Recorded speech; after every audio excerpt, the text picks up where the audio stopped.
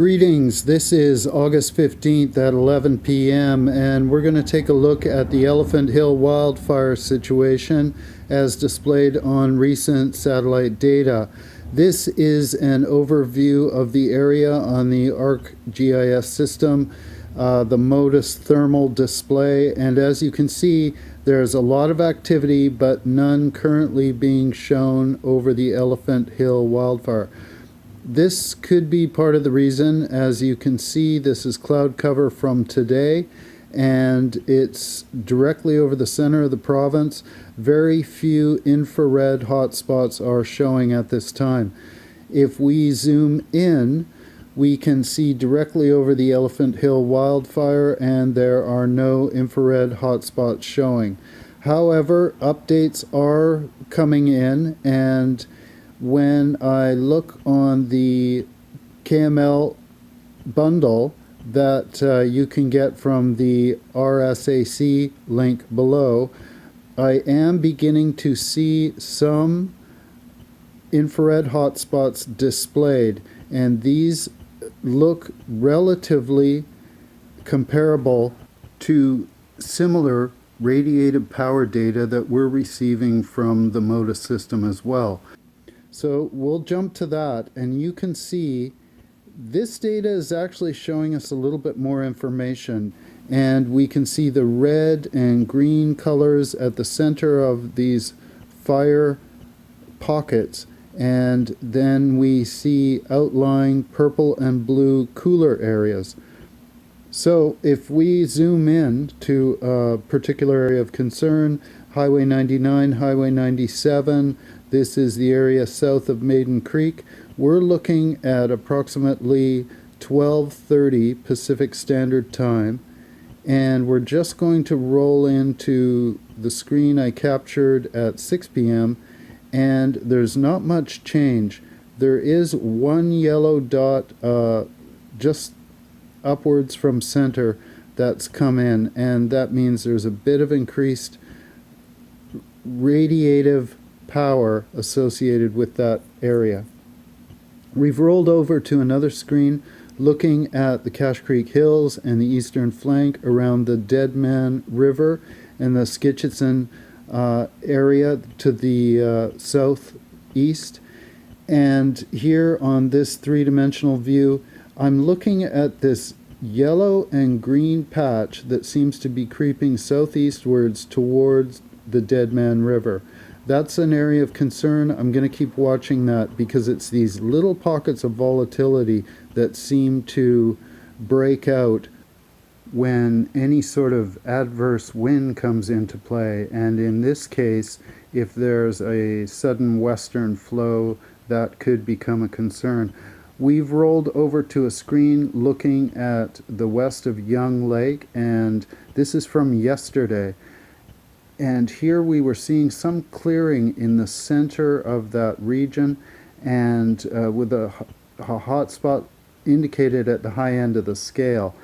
Now we're looking today, and this region has intensified.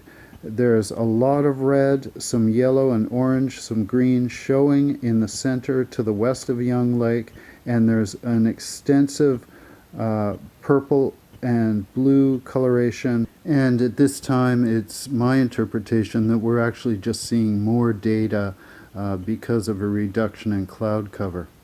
We're now going to take a look at the area around Loon Lake, and just to examine the proximity of some of these radiative power signatures that are occurring on the hillside, and the closest one is approximately 2.5–3 kilometers. In this image, west is at the bottom of the screen and east is at the top. So we're just going to tilt and look down the valley, and you can get an idea of both the terrain and where those areas of radiative intensity are situated. At the top of the screen is the area around Upper Loon Lake. Now we've rolled over to an image of Hyheim, and this is from yesterday at approximately 9:15 p.m. I'm seeing this array primarily to the south, approximately 5 red indications, an array of green to the south of that, and then an extension southwestward of blue and purple, which are lower intensity.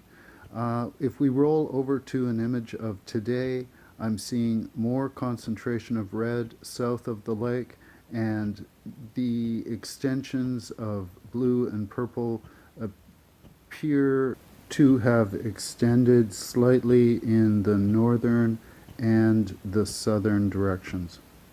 Now we're looking at the northwest flank, and we can see on the left-hand side that's a dot on the hillside south of Clinton, and we also see maybe half a dozen indications southeast of the Chasm Park, and this looks relatively unchanged over the last period of time.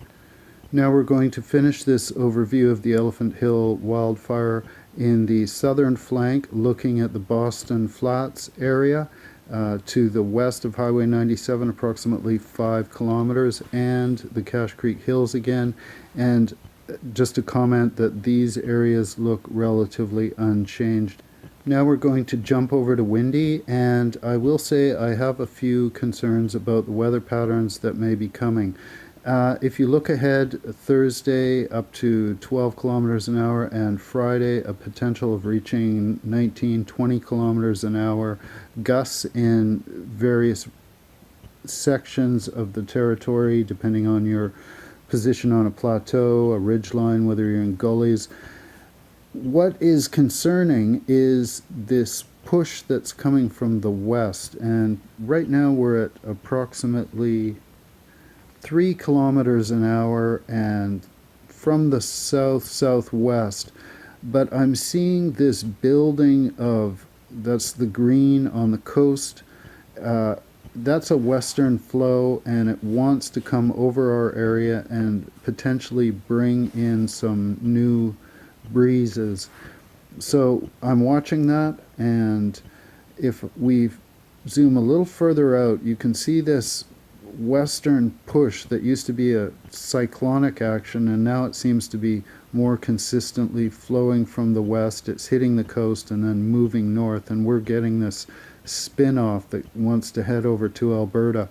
If those weather systems kind of line up, then we could get some strong western breezes. And this is, of course, only my interpretation, because I am not a meteorologist. I'm somebody that just pays attention to which way the wind's blowing. I've jumped over to the Big Bar Cam, and this shot was taken at about 6 p.m. today, just to show you some of that blue sky trying to break through. There's some puffy clouds. I'll be watching this cam in particular to see which way those clouds are moving, if they're going eastward, and how the weather's going to shape up over the next few days. I've had a few requests just to look at a few more areas in the Cariboo, and it's such a vast region. I will try to jump in and take a look at a specific area when it's possible to do so. I'd also like to just take a look at this. This is the Northwest Territories, north of Uranium City in Saskatchewan, and close to the Alberta border. This, it pops up on the radar all the time. This is what I consider one of the largest forest fires in Canada at this time.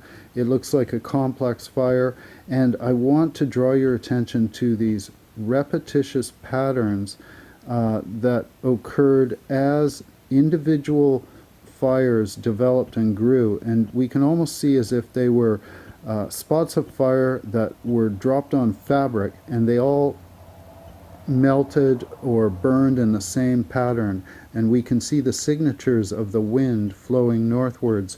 The wind is having a similar effect in our region, however we have the complexities of terrain, yet this fire is showing much of the same behavior on the new northern flank perimeter of the Elephant Hill fire.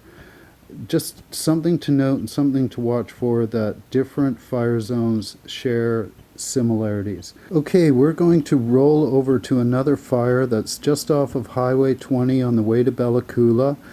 This is called the Precipice fire. It's over 6,000 hectares. It's been going since July 7th, and it was originally caused by lightning. So let's take a look at the area so that we can understand, and for the people out at Bella Coola so they know what is on the other side of those hills. This is the route you would travel between Williams Lake and Bella Coola. So if we look at the fire indicated by the infrared, it's approximately 15 kilometers southeast of Highway 20. And I'm going to take off the 24-hour and the 12-hour map so we can just see what's developed most recently and indicated by infrared, and there's nothing being indicated in the last 6 hours. So that could be obscured by cloud cover, it could be suppression of the fire in the area. The information that we do have is that satellite infrared data was showing up in a 24-hour period on the southeastern portion of that fire perimeter. The wind effect would also come into play, and judging from what Windy's been showing us, there is that push coming from the west, and this may have an effect on areas to the east of this fire. To get a better idea of what's occurring, I'm going to go to the Google KML for the radiative power. Here we can see a lot of blue and purple on the southern flank of this hillside, and on the lower right of your screen, that is the matches with the same indications we saw on the infrared just a few screens ago. So this is giving us actually more data, and here we've tilted the field of view.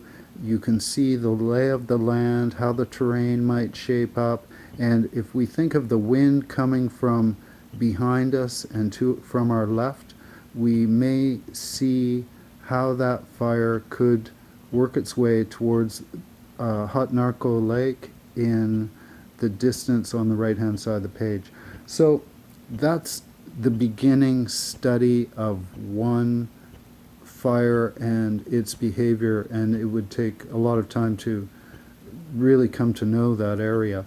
That's why I have such appreciation for the firefighters that have come out, ones from across Canada, from the United States, Australia, New Zealand, Mexico, so many parts of the world, and they are learning about our terrain. Thank you very much to all the wildfire crews, the RCMP, the air people, the support people, the people coordinating all the responses. Just thank you very much. So be safe, everyone, and I'll be back as soon as I have new information.